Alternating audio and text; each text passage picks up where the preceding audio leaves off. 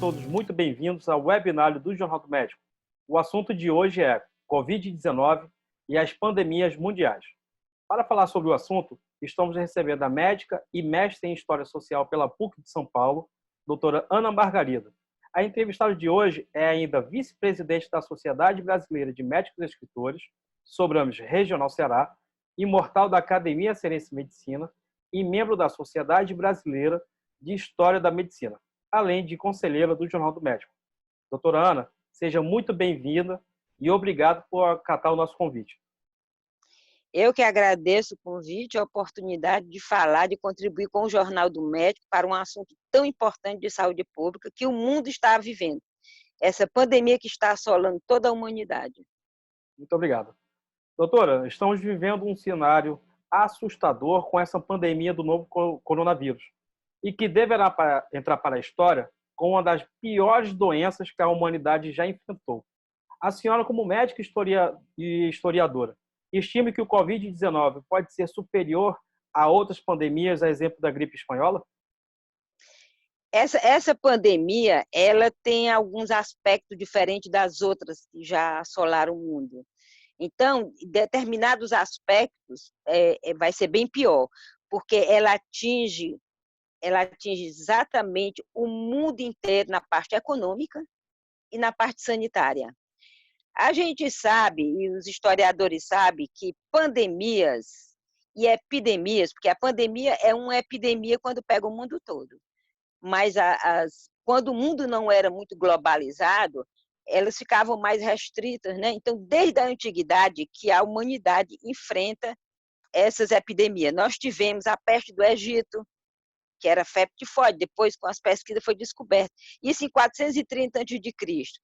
A própria tuberculose, que era chamada peste branca, e a tuberculose é uma doença milenar e foi considerada uma peste branca, mas principalmente ela vai explodir no século XIX com a industrialização, que as pessoas passam a viver mais confinadas.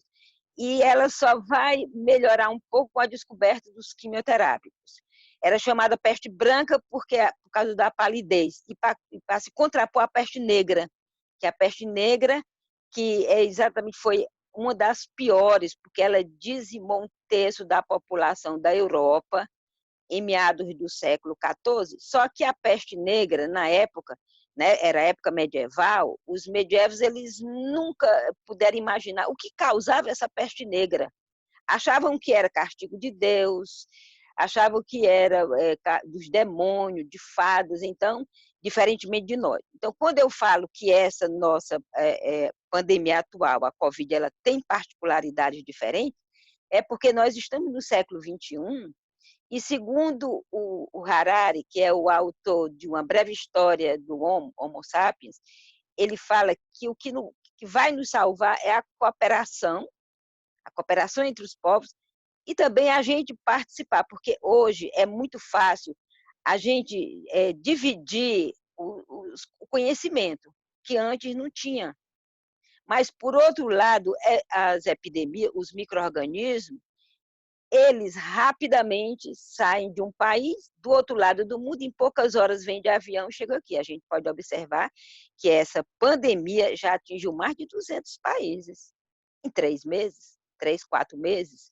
Então, e a virulência desse vírus, né, do coronavírus, é tremenda, apesar de que a mortalidade não é muito alta, mas ela se torna muito grave pela expansão, porque o vírus ele rapidamente dissemina e porque ameaça os sistemas de saúde, de haver um colapso mundial dos sistemas de saúde.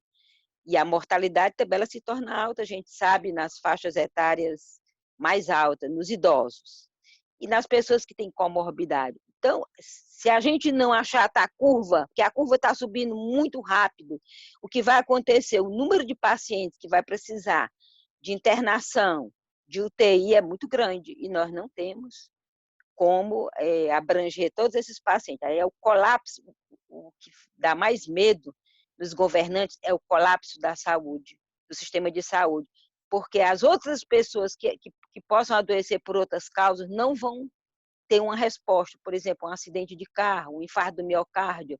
Os hospitais não vão dar resposta. Mas voltando para as epidemias, que eu falei da antiguidade, que teve a peste do Egito, né? Teve também a peste antonina, que depois se descobriu que era varíola, isso aí foi no ano de 165 a 180. Mas no século XX, nós tivemos também outras epidemias. A pior delas, sem dúvida, foi a gripe espanhola. A gripe espanhola leva esse nome, mas ela não surge na Espanha, ela surge nos Estados Unidos. Mas como foi durante a Primeira Guerra Mundial, que é de 14 a 18, e a Espanha era um país neutro, a Espanha começa a divulgar. Os outros países, eles não divulgavam para poder não cair a moral dos soldados.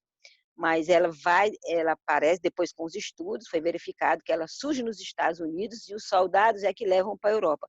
A gripe espanhola foi tremenda. Tem estudos que mostram que ela matou de 50 a 100 milhões de pessoas, porque nós não tínhamos, na época não se tinha como combater. Até mesmo aqui no Brasil, que ela chegou, e até mesmo em Fortaleza, os cadáveres ficavam nas calçadas e não tinha mais como enterrar tanta gente. Foi de 1918 a 19. A guerra termina em 18 e depois da guerra já o mundo traumatizado vem essa epidemia de gripe espanhola. Então foi a pior do século XX, sem dúvida foi a espanhola. Nesse aspecto foi pior. A nossa essa atual está sendo em outros aspectos, porque ela está ferindo de morte a economia do mundo. Certo. Que aí não é tanta mortalidade. Mas nós tivemos também no século XX a gripe asiática e a gripe de Hong Kong. A asiática foi de 1957 a 58, teve 1 milhão de mortes. E a de Hong Kong de 68 a 70, também com 1 milhão de mortes. Mas elas não viraram pandemias, porque para virar pandemia tem que pegar os países do mundo, né? Como essa da Covid. Perfeito. E agora, no século XXI, nós também tivemos algumas. Só que nada parecido com essa agora, porque nós tivemos a gripe aviária, ela matou só 400 pessoas, que foi a influenza de 2003, 2004. A SARS já foi um pouco mais séria, que é um coronavírus também, causado por um coronavírus. E ela atingiu 30 países, mas agora já atingiu mais de 200 países. Nós tivemos também em 2009 e 2010 H1N1, que é um vírus da influenza, que sofreu aí algumas modificações, essa daí surgiu no México. 2003, 2006 nós tivemos o Ebola. O Ebola, mortalidade altíssima, mas ela ficou mais confinada à África, porque o Ebola, o vírus do Ebola não tinha a capacidade de transmissibilidade tão grande, precisava mais um contato. E essa outra vai pelo ar, pelos objetos, né? A Covid. A transmissibilidade é muito maior. Nós chegamos a um ponto que os números de hoje, a Covid já está atingindo 1.617.000, isso casos notificados, porque aí há uma subnotificação muito grande. E 95.455 pessoas que já morreram. Isso aí, toda hora, esse número já, quando eu estou falando aqui, ele já está desatualizado. E no Brasil, 18 mil casos, um pouco mais de 18 mil casos, né? O mais sério aqui do Brasil é que está aumentando exponencialmente e nós só temos uma arma para combater, que é porque nós não temos a vacina, está em estudo. A arma para combater é o isolamento, é a quarentena. E está sendo muito difícil, por causa da questão também financeira. Então, é uma situação muito difícil que nós estamos passando e que a gente vai ter que se unir para encontrar a solução para essa epidemia. Verdade. Com relação às pandemias anteriores, hoje nós temos um mundo mais moderno e mais informado, devido às facilidades no acesso às ferramentas de comunicação digital, além de um sistema de saúde mais estruturado. Como essas doenças foram erradicadas antes da modernização? O que pode se esperar em erradicar o Covid-19? O problema dessas epidemias, geralmente elas são causadas por vírus. E geralmente, quando a pessoa adquire a doença, ela fica imunizada. ela tem uma vez e fica imunizada contra aquele vírus. E outra forma de imunizar são as vacinas. Então, quando não tinha vacina, e não, lá no passado que não tinha vacina, não tinha nada, a epidemia era erradicada naturalmente. À medida que ela ia atingindo, depois que ela atingia as pessoas, matava muita gente, mas muita gente tinha resistência, porque a gente sabe que a mortalidade não é 100%. Não é sempre, a mortalidade dessa agora é em torno de 3%. Então, muita gente tem a doença e muitos nem sentem nada e ficam imunizados. Entendeu? Aí funciona desse jeito. Então, no passado era dessa forma. Hoje, a gente já tem como controlar melhor, apesar de que nós não temos ainda para essa Covid medicamentos, mas estão sendo estudados, porque na hora que se descobrir o tratamento, então já resolve mais o problema. E também a gente sabe que isolando, as pessoas ficando isolando, não tendo contato, porque a gente já conhece como é que ela se transmite. Porque o vírus é um inimigo invisível, mas a gente conhece tudo. Em poucos dias, o DNA do vírus foi, os chineses, eles identificaram, e até aqui no Brasil. Então já se conhece. É muito diferente, por exemplo, da peste negra, que não era nem vírus, era uma bactéria que era transmitida pela pulga do rato. Mas ninguém sabia, não se sabia, então fica muito mais difícil. Então ela dizimou um quarto da população da Europa até se extingue naturalmente. Hoje não, a gente tem como controlar através a varíola, por exemplo. A varíola foi controlada por causa da vacina. Hoje, quando o cientista descobre a vacina, e a esperança da gente para essa Covid, mais do que medicamento, é a vacina. Só que a vacina ela demora no mínimo um ano e meio, para ser descoberta e para que as pessoas tenham acesso. No caso da varíola, foi erradicado através da vacina. Então, é uma doença que a humanidade já conseguiu. E outras viroses, agora mesmo teve a campanha da gripe, né? Da vacina da gripe para os idosos, principalmente, mas que todo mundo pode se vacinar, porque devido a essas epidemias, a ciência já está tão avançada que descobre, e os cientistas eles vão estudando e vão descobrindo. Antigamente tinha esse outro aspecto, mas, por outro lado, o que é ruim hoje? A globalização. A globalização faz com que a expansão dessas viroses seja muito rápida. E a globalização também faz com que haja, com relação à economia, a economia seja altamente atingida. E o desemprego é muito grande. E aí todo mundo vai empobrecer mais. E o vírus veio mostrar que nós temos que nos unir, e que só tem uma solução para essas viroses. Não adianta criar muros. No momento, tudo bem, as pessoas estão se isolando para diminuir o contágio.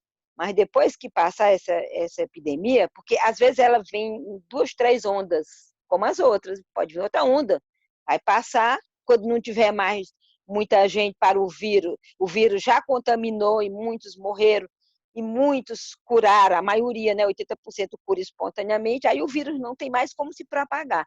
Mas aí pronto, acalma. Mas pode vir outra onda, porque a população do mundo é imensa.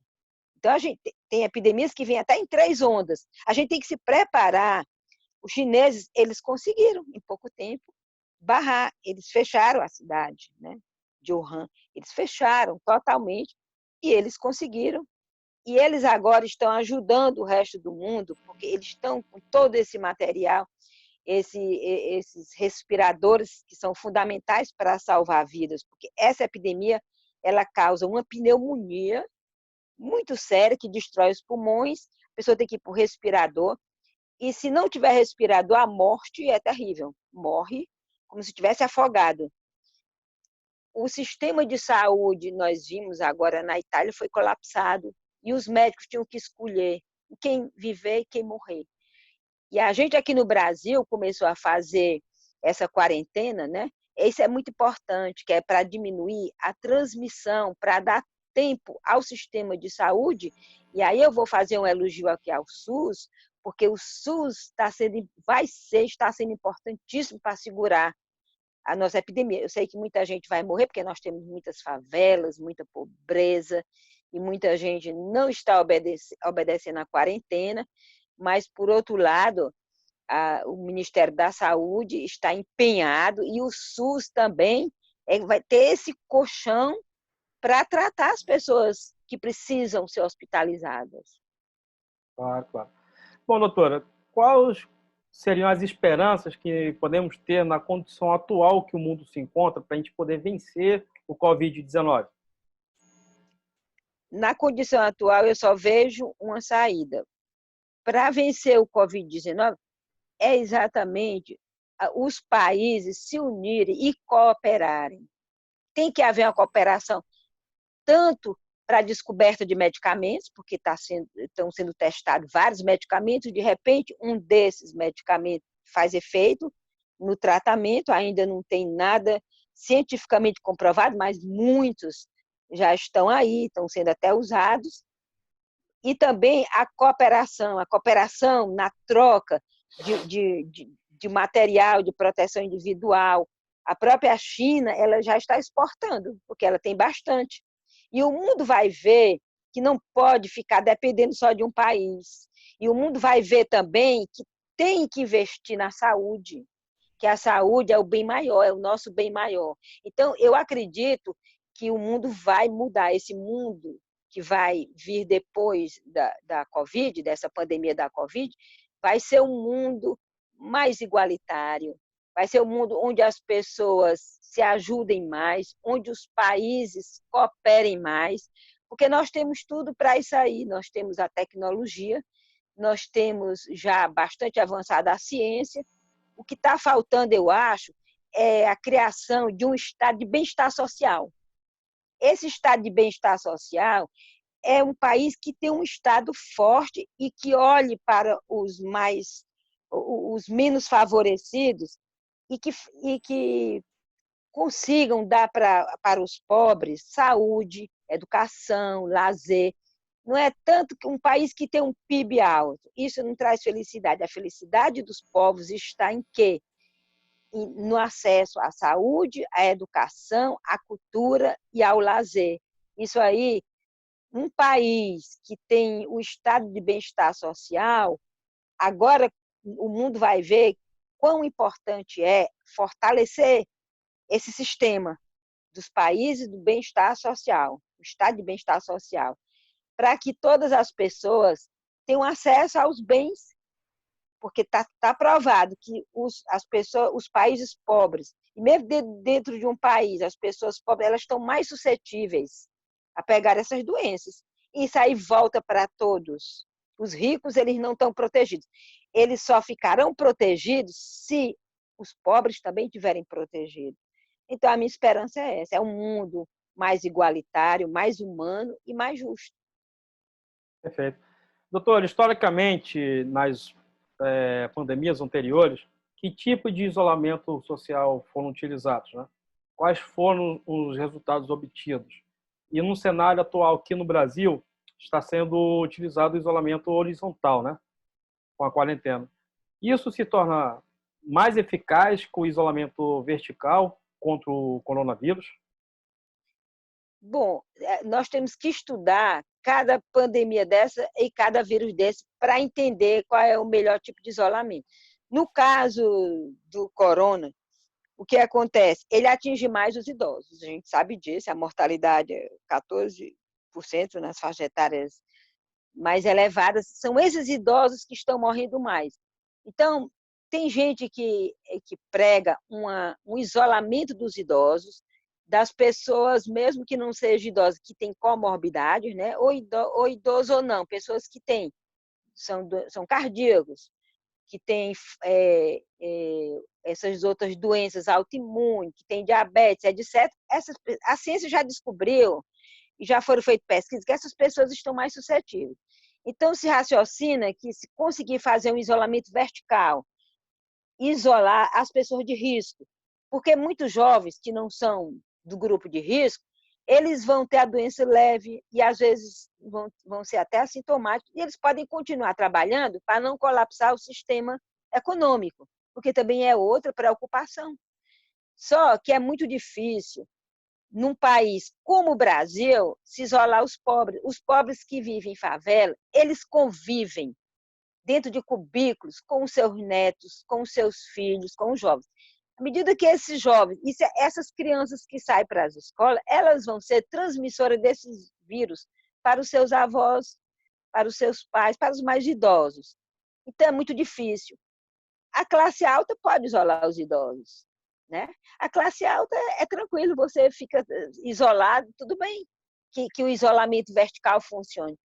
Mas o Brasil é um país de uma desigualdade profunda. E isso aí o vírus veio mostrar que o nosso o maior problema é a desigualdade econômica. Então, tem uma multidão de gente, de pobre, nas favelas, que agora vão ser olhados e vão ser mais cuidados.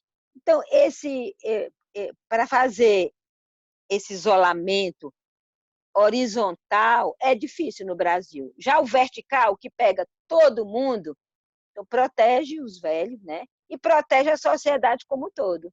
Aí eu acho que o Ministério da Saúde ele tem que ir tateando e vendo as cidades onde é necessário isolamento vertical e outras não, e até sem mesmo isolamento, porque o coronavírus ele é dinâmico e ele vai mudando.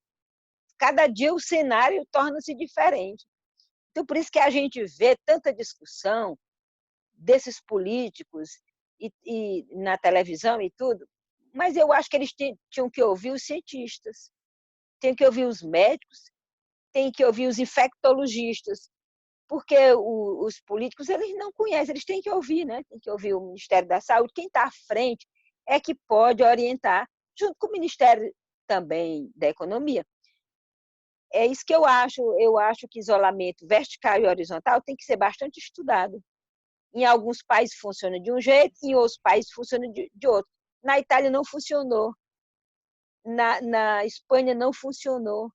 E os países que não fizeram, agora estão tentando fazer de novo, como a Inglaterra que não fez. Estados Unidos está sendo o epicentro, Nova York, dessa pandemia. Eu tenho até aqui os números dos Estados Unidos, que é assim, uma coisa impressionante. Nos Estados Unidos, em Nova York, tem atualmente 469 mil casos. E lá, da Covid, né? Casos de doença. E aqui no Brasil também a gente ainda não está no pico. No pico.